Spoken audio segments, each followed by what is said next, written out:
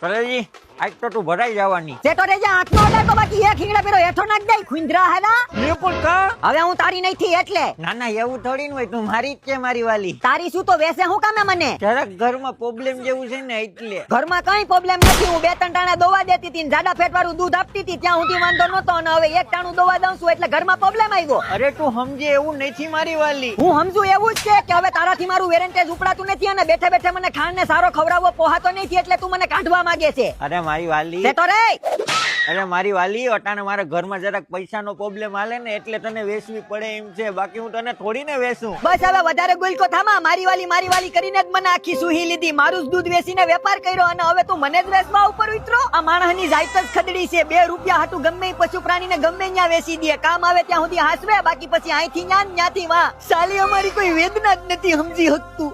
બસ મારી વાલી બસ. હવે એક શબ્દ પણ આગળ ન બોલતી. જે તો મારી અંદરના માણસને જગાડી દીધો. તું ઉપાધિ ઘરમાં હું તને ક્યાંય નહીં વેચું. હું તારું વેરેન્ટેજ ઉપાડી. તું જ્યાં સુધી જીવી ત્યાં સુધી હું તને ખવડાવી પીવડાવી. બોલ તારે હું ખાવું? ખોડ એન્ડ ગુસો with extra cheese and chilli tomato sauce.